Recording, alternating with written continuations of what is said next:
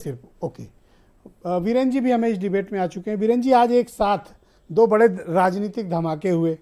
सुबह संकल्प पत्र आया, तब तक पता चला कि लंच के बाद वचन पत्र जारी हो गया। एक तो मुझे टाइमिंग को लेकर आपसे सवाल करना है कि ये कौन सी टाइमिंग है? ये उसी तरह की है जैसे टिकट बदले जा रहे हैं। जैसे लखनऊ में आखिरी दिन तक सपा और भाजपा ने एक दूसरे के टिकट घोषित करने का इंतजार किया और कई जगह बदल दिया। नामांकन करने के बाद भी लोगों को बी फॉर्म दोबारा दे दिया। मोहनलालगंज के समाजवादी पार्टी के विधायक नामांकन करके चले गए थे, खुश होकर प्रचार कर रहे थे क्षेत्र में।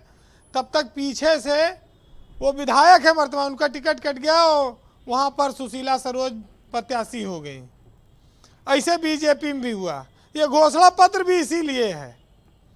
हाँ, कहते हैं कि हम जो कहते हैं वो करते हैं। ये बात वो भूल गए कि जो हम कहते हैं वो कभी नहीं करते। ये शब्द लगाना वो भूल गए। विधवा पेंशन को बीजेपी ने कहा हम 1500 देंगे, तो अखिलेश यादव ने कहा कि हम बुजुर्गों को साल में 18,000 पेंशन देंगे। वो कह रहे हैं हम 14 दिन में गन्ने का भुगतान करेंगे। ये भी कह रहे हैं हम 14 दिन में गन्ना का भुगतान करेंगे। वो कह रहे हैं हम 2 गैस सिलेंडर होली पे और दिवाली पे गरीबों को फ्री देंगे, तो ये कह रहे हैं हम 2 बोरी खाद देंगे। गजब का जो है आया है मामला इस बार घोषणा पत्र में। 10 रुपए में भरपेट खाना खाओ, 300 यूनिट बिजली। लव जिहाद में वो कह रहे हैं कि 10 साल की सजा, 1 लाख जुर्माना। काशी, मथुरा, गोरखपुर, प्रयागराज, झांसी में मेट्रो। गरीब छात्रों के शादी के लिए छात्राओं की 1 लाख। और स्कूटी तो फ्री में बट रही है। जो सबसे गरीब पार्टी है, ये हैंडपंप वाली भले नहीं ऐलान कर पाई, नहीं तो कांग्रेस भी और भाजपा भी और सपा भी ये सब स्कूटी दे रहे हैं।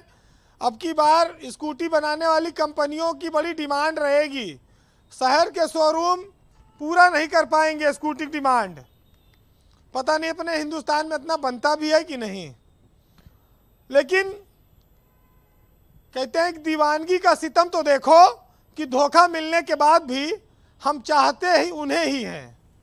तो ये चाहे जितना धोखा खाए इस देश की जनता प्रदेश की, वो फिर भरोसा करती है इन्हीं नेताओं पर, क्योंकि उसकी मजबूरी है, उसे किसी एक को चुनना है। 22 लाख आईटी सेक्टर में अखिलेश यादव ने कहा रोजगार देंगे और 11 लाख जो खाली पद हैं वो भर देंगे। 33 लाख अगर आप देखिए। और बट उनका कमिटमेंट है कि 1 करोड़ जॉब क्रिएट करेंगे इन 5 ईयर, मतलब 5 सालों में 1 करोड़ नौकरियां। ये कैसे संभव है?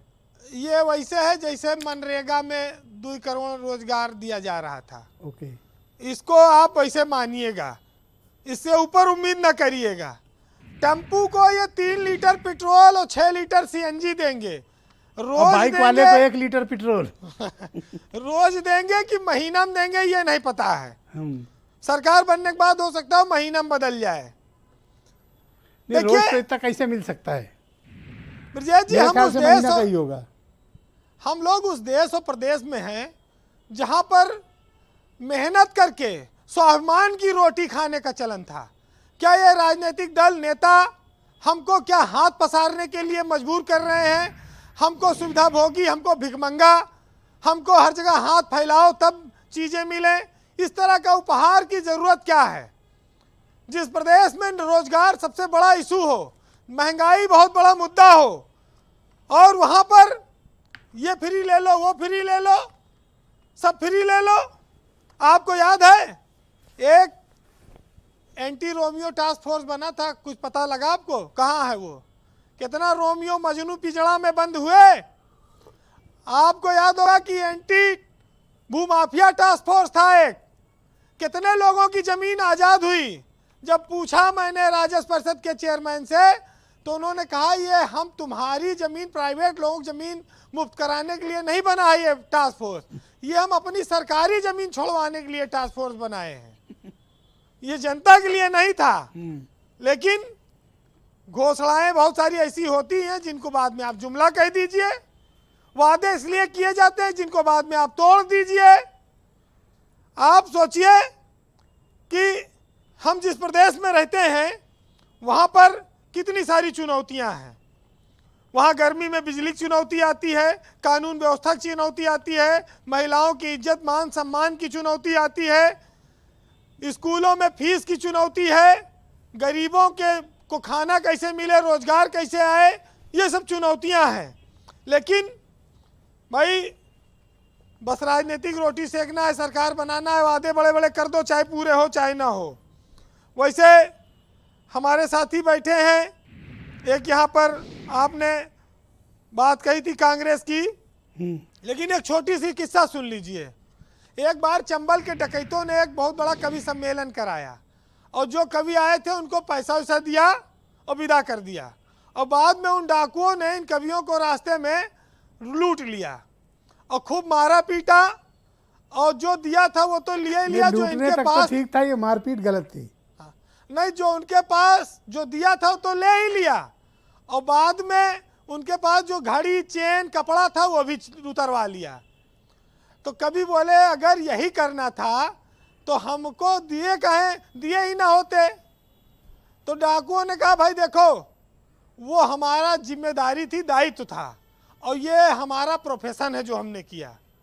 तो ये जो घोषणा पत्र हैं ये आप इन्हीं तरह से देखिए, आप इनको ये पहले आपको बुलाएंगे, एनालिसिस है आपका, ये बुलाएंगे आपको और फिर देखिए। नहीं, बहुत ही ऑनेस्ट है, सही, सच में ऑनेस्ट है। देखिए कहा गया है कि जिंदगी में सब कुछ करना, लेकिन जिसने आपको धोखा दे दिया हो उस पर दोबारा विश्वास ना करना। अगर इस बात में सच्चाई है, इस बात को लोग मानते हैं, तो याद रखें जी। बहरहाल आप सुनिएगा, आनंद लीजिएगा कि वर्तमान समाज हमारा उत्तर प्रदेश किन चुनौतियों से जूझ रहा है, उसे क्या चाहिए। वारी सियासत तेरे भी हैं क्या कहने, औलाद को पढ़ाने में माँ ने रखे हैं गिरवी गहने।